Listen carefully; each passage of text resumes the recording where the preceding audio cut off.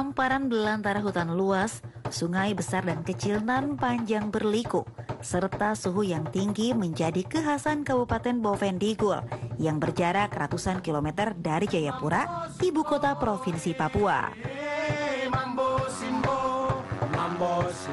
Diperlukan waktu 1 jam menggunakan pesawat ATR untuk tiba di Tanah Merah, ibu kota Bovendigul, kabupaten yang luas wilayahnya melebihi Provinsi Banten ini. Dahulu karena letaknya yang demikian terpencil, Bovendigul sempat dijadikan sebagai tempat pengasingan bagi tokoh-tokoh pejuang kemerdekaan Republik Indonesia pada era pemerintahan kolonial Belanda. Bung Hatta sang proklamator dan Bung Syahrir adalah di antara mereka yang pernah menghuni bilik-bilik penjara di Bovendigul ini. Kini wajah Bovendigul tentu sudah banyak berubah. Sedikit demi sedikit, geliat roda pembangunan sudah bisa dirasakan masyarakat setempat.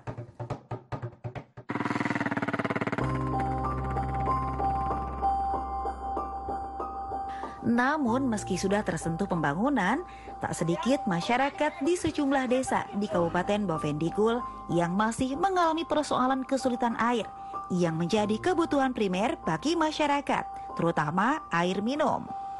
Kondisi geografisnya pun menjadi tantangan tersendiri.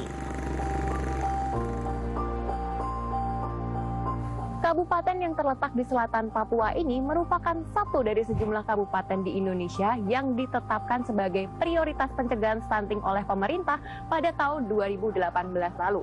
Hal ini dikarenakan masih adanya masyarakat yang kesulitan untuk mendapatkan air bersih di sekitar daerah Kabupaten Bovendigul ini. Hal itu jugalah yang membuat Kementerian PUPR turun langsung dalam mengatasi masalah ini dengan program Spam Pedesaan Padat Karya. Selain faktor keterbatasan pengetahuan, ekonomi, serta degradasi lingkungan, faktor minimnya akses pada ketersediaan dan kualitas air minum yang berkelanjutan adalah persoalan paling pokok yang dapat memicu buruknya asupan gizi yang berdampak risiko stunting. Tak dapat disangkal bahwa air adalah sumber kehidupan. Namun di satu sisi, kenyataan bahwa letak pemukiman masyarakat yang jauh dari sumber mata air baku, ditambah lagi curah hujan yang tak menentu, kerap menjadi kendala serius yang dihadapi masyarakat kawasan pedesaan dalam mendapatkan air minum yang aman dikonsumsi. Ya, jadi kita dulu tuh kita timba air di jurang, di sumur. Kita turun sekitar paling kurang 1 sampai 1,5 kilo begitu. Kita turun ke jurang, ambil air, timba pakai jerken, bawa naik ke rumah. Jadi setiap harinya seperti itu.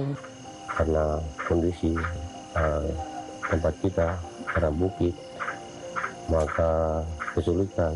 Memangnya biasanya airnya jauh, kita timba di hutan begitu, baru biasa timba barakan. Karena biasa bilang balik, mungkin 2 kali angkat air dari sumur ke sini, balik.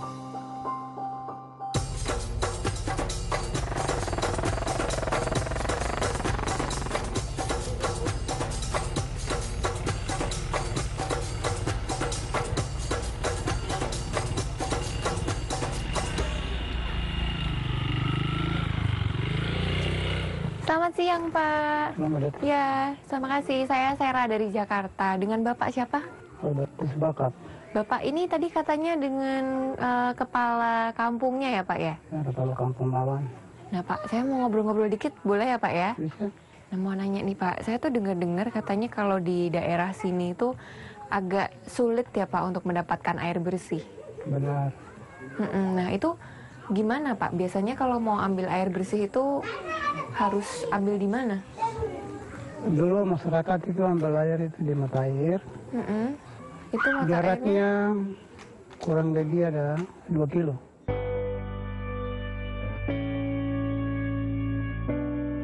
Kebutuhan akan air sebagai penopang kehidupan manusia memang sangatlah krusial, mengingat dampaknya yang besar bagi kualitas kehidupan dan masa depan masyarakat itu sendiri. Terlebih, pencegahan stunting sebagai upaya agar anak-anak Indonesia dapat tumbuh dan berkembang secara baik dan optimal telah menjadi prioritas pemerintah agar kelak mereka mampu berinovasi dan berkompetisi di level internasional, seperti yang diamanatkan oleh Presiden Joko Widodo.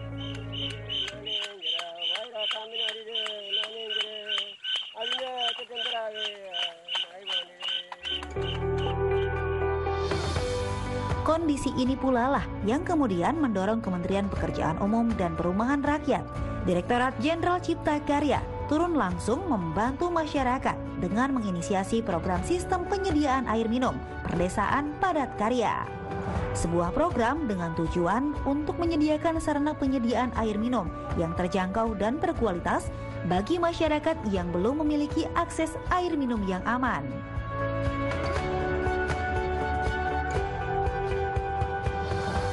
Itu masyarakat biasa ambil air itu secara manual, ya sumur-sumur galian yang ada di pinggir-pinggir sagu. Jadi ada tanaman sagu, disitulah ada mata air, mereka turun timba. Dan ini kan risikonya sangat berat.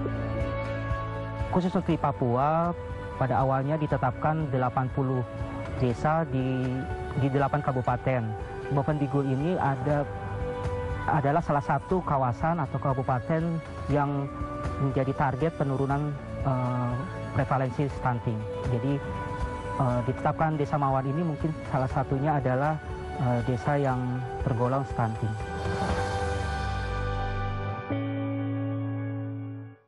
Direktorat Pengembangan Sistem Penyediaan Air Minum di bawah Direktorat Jenderal Cipta Karya Kementerian PUPR mempunyai tugas pembinaan dan pengembangan sistem penyediaan air minum.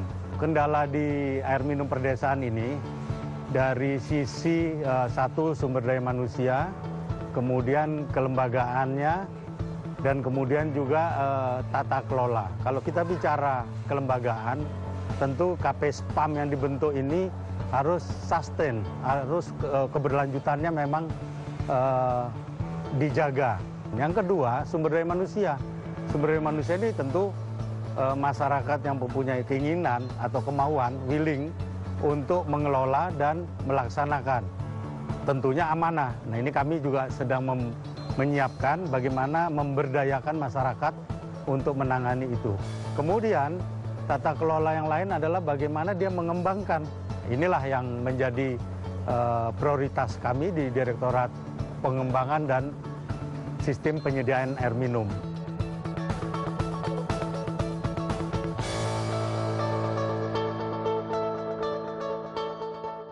Kita menerima masukan-masukan dari masyarakat apa yang akan dibangun.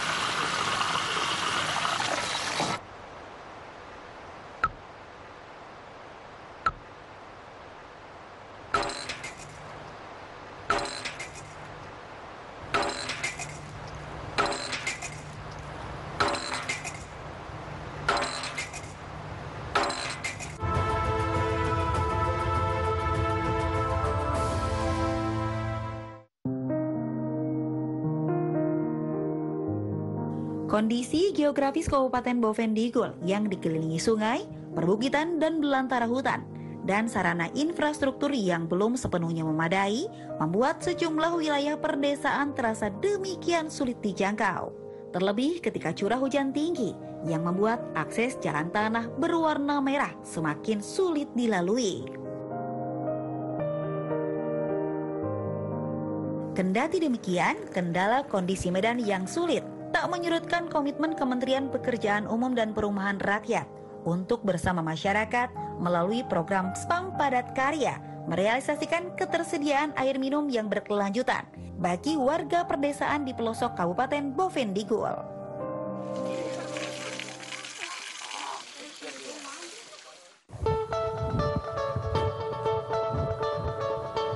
Dalam merealisasikan program SPAM Pedesaan Padat Karya tentu bukan perkara mudah. akses jalan yang berlumpur dan berliku kerap menghambat kendaraan yang akan mengantar material. Namun, hal tersebut tak mengurangi semangat para fasilitator dan masyarakat untuk mendapatkan air bersih yang layak konsumsi.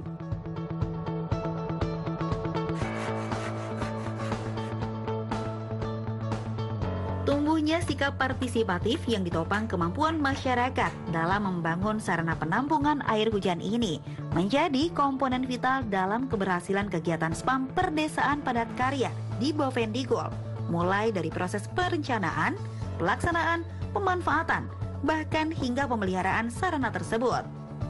Sarana penampung air hujan pun menjadi pilihan utama bagi masyarakat. Hal ini tak lain agar mampu menyesuaikan dengan karakteristik wilayah perdesaan setempat dengan curah hujan yang tinggi. Pembentukan struktur pelaksana dan pembagian peran sesuai dengan kemampuan yang dimiliki masyarakat merupakan salah satu strategi yang diterapkan oleh para fasilitator agar kegiatan ini bisa terakomodir dengan baik, sekaligus sebagai wujud pemberdayaan dan pemberian kesempatan agar masyarakat menjadi pelaku dalam menangani kegiatan yang mereka inginkan. Program SPAM dari Kementerian PU di Kabupaten Bovendigul kita layani di 10 kampung. Ada kampung-kampung yang cukup jauh yang harus kita tempuh dengan menggunakan speedboat atau longboat. Perjalanannya bisa sampai 3-4 hari, dilanjutkan dengan jalan kaki. Dan juga ada beberapa tempat yang harus menggunakan pesawat karavan atau pesawat jenis kecil, dan kemudian dilanjutkan lagi dengan menggunakan speed. Tahapan-tahapan yang kami lakukan, yang pertama kami melakukan sosialisasi desa di masyarakat, lalu kita menerima masukan-masukan dari masyarakat apa yang akan dibangun, kemudian kita rencanakan lokasi, lalu pembangunan dimulai, pekerjaan kita awasi dengan masyarakat sampai dengan selesainya pekerjaan. Masyarakat bersyukur karena bantuan dari SPAM Padat Karya sehingga masyarakat tidak perlu jauh-jauh lagi ke dalam hutan untuk mendapatkan sumber air bersih. Dalam pelaksanaan kegiatan pembangunan konstruksi sarana penampungan air hujan ini, spesifikasi teknis yang digunakan pun harus sesuai dengan standar yang telah ditetapkan. Daya tahan yang kuat dan juga memiliki tingkat keamanan yang tinggi. Sarana yang terbangun juga harus bisa dikembangkan hingga mencapai 100% masyarakat terlayani terkait ketersediaan sumber air dan jaringan layanan. Masyarakat merasa bahwa salah satu beban mereka tentang kebutuhan air minum bisa dapat terjawab, dan mereka dengan senang dengan bergotong royong kerja untuk menyiapkan fasilitasnya. Untuk kita bekerja sama dengan tim provinsi untuk kita bekerja dalam 90 hari yang kita bekerja untuk membangun air bersih.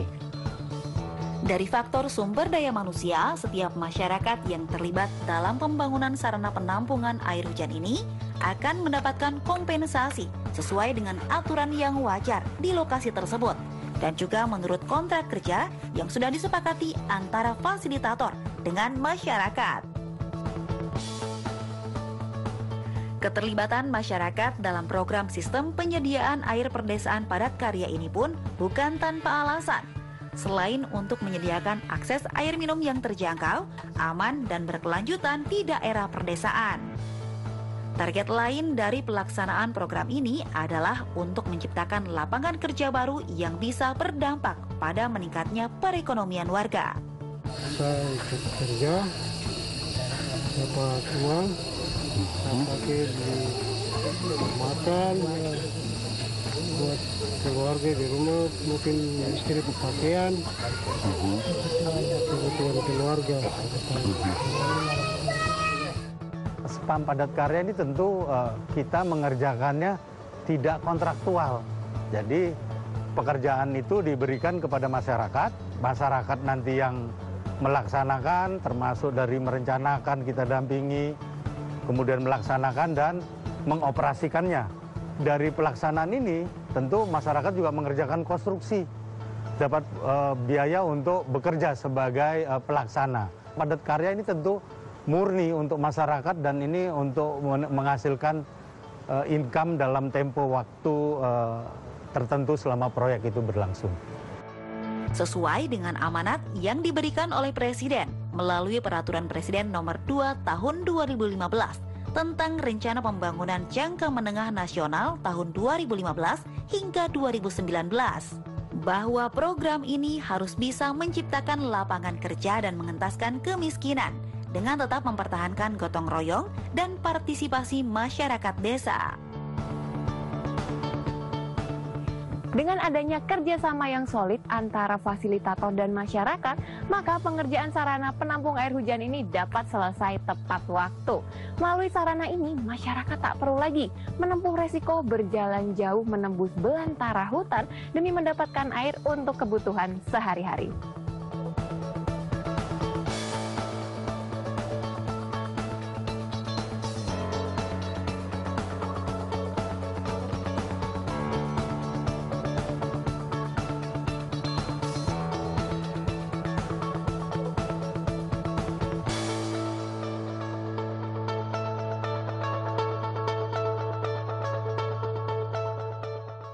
Kepada masyarakat, kami harapkan supaya sarana dan prasarana yang ada ini bisa dijaga sehingga bisa terawat dengan baik.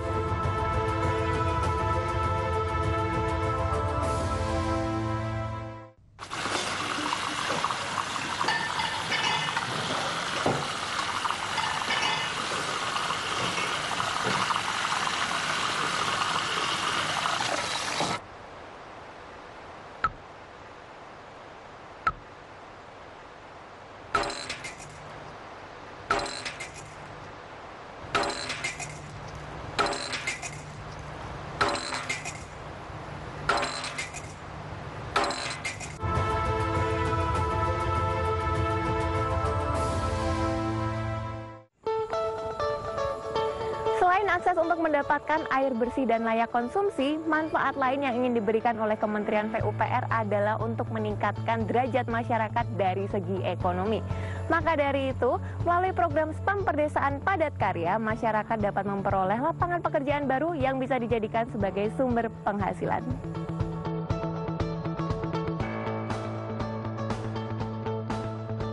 Sudah bukan merupakan rahasia jika bumi Cendrawasih menyimpan banyak potensi keekonomian. Tanahnya yang subur, curah hujan yang tinggi, sinar matahari yang cukup sepanjang tahun, sangatlah ideal untuk pengembangan berbagai komoditas tanaman industri, kehutanan, hortikultura, maupun untuk tanaman pangan. Namun masih terbatasnya informasi, sarana dan prasarana yang tersedia membuat masyarakat setempat masih butuh upaya ekstra dan waktu agar mampu optimal dalam mendongkrak perekonomian mereka di wilayah terpencil. Pekerjaan ini kita kerja tidak sampai berminggu juga. Pekerjaan ini cuma kita kerja 1 minggu 4 hari. Di situ saya sudah dapat dari situ, saya sudah meningkatkan ekonomi atau kebutuhan. Beli alat atau maksudnya alat pakai saya. Itu alat sensor, alat motor darat. Ya, jadi saya sudah rasa memiliki dari program ini. Dengan adanya program ini, saya sudah bisa melengkapi kebutuhan hidup rumah tangga saya. Begitu. Rona optimisme terpancar dari wajah masyarakat yang ikut berpartisipasi dan merasakan dampak dari program ini. Seiring target yang diusung program sistem penyediaan air minum perdesaan padat karya, yakni di samping meningkatkan akses air minum aman di wilayah perdesaan, sekaligus pula meningkatkan pendapatan masyarakat berpenghasilan rendah. Dengan demikian, roda perekonomian desa seiring waktu akan semakin membaik. Kita rasa lega, airnya juga sehat, terutama yang selalu kita mengalami kan keluarga, kebutuhan kami keluarga. Betul. Sering kita mengambil air itu lebih jauh. Iya. Kita pakai pikul lagi. Kita pakai pikul peralatan lagi nyuci. Tapi sekarang kan kita bisa manfaat air kami itu dalam rumah. Jadi kami rasa bersyukur sekali dari kami, terutama kami yang pihak ibu-ibu. Karena mungkin adanya program ini kami bisa bersyukur karena kita sudah capek ke hutan, turun naik hutan. Maka dengan program ini kami bisa rasakan bahwa oh benar, ini sangat syukur karena kita bisa rasakan air bersih ini. Cuci juga lebih dekat lagi, mandi sama air dekat, sudah lebih enak kan. Bangunan yang dibangun ini bukan untuk orang lain, untuk kami. Untuk masalah uang besok sudah habis. Sedang bangunan yang dibangun ini untuk kami, untuk ya seperti itu. Jadi bukan saya, tapi warga yang ada di sini punya pikiran kan sama seperti begitu. Salah satu kunci berkembangnya suatu daerah adalah dengan terbangunnya sarana dan prasarana yang layak bagi warganya. Namun, kunci yang tidak kalah penting adalah merawatnya. Diperlukan niat dari pembangun dan pengguna untuk mempertahankan sarana yang ada dengan disiplin dan kebiasaan. Manajemen pemeliharaan wajib dijalankan untuk merealisasikan perawatan dan pemanfaatan atas sarana tersebut. Kepada masyarakat, kami harapkan supaya sarana dan prasarana yang ada ini bisa dijaga sehingga bisa terawat dengan baik dan dipelihara sehingga bisa digunakan lama dan bisa bermanfaat untuk mereka. Hal ini senada dengan prinsip kerja dari Padat Karya, yaitu inklusif, partisipatif, gotong royong, transparan, efektif, swadaya, swakelola, dan yang paling utama adalah semua kegiatan harus disepakati dalam musyawarah desa. Sehingga semua pelaksanaan program SPAM Perdesaan Padat Karya dapat menciptakan kegiatan yang berdampak pada peningkatan pendapatan masyarakat desa tersebut. Program SPAM Perdesaan Padat Karya ini pada intinya melibatkan masyarakat sebagai pelaku pembangunan, namun pada pelaksanaannya melibatkan fasilitator masyarakat dalam penentuan pemilihan opsi teknologi sistem penyediaan air minum yang layak dan cocok untuk suatu desa. Harapan saya semoga unit penampungan air hujan di Desa Mawan dapat dikelola dengan baik dan dapat memenuhi kebutuhan masyarakat sebagai sarana penyediaan air minum yang layak dan semoga bisa bermanfaat bagi masyarakat. Sementara untuk tim yang membantu, kami juga mengucapkan terima kasih karena mereka telah bersusah payah dengan kondisi yang ada. Transportasi jalan, kemudian sungai yang terbatas, mereka bisa berusaha sampai di sana dan bisa terbangun. Maka saya secara pribadi maupun pemerintah daerah menyampaikan terima kasih kepada tim yang bekerja ini.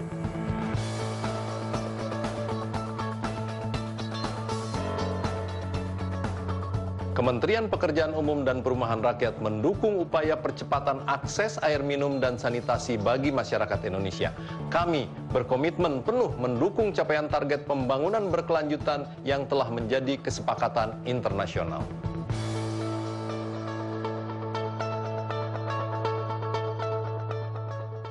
Program SPAM Perdesaan Padat Karya yang digagas oleh Kementerian PUPR terbukti sangat membantu masyarakat. Seperti yang dirasakan oleh warga Desa Mawan, Aroa juga Desa Ujung yang terletak di Kabupaten Bovendigul ini.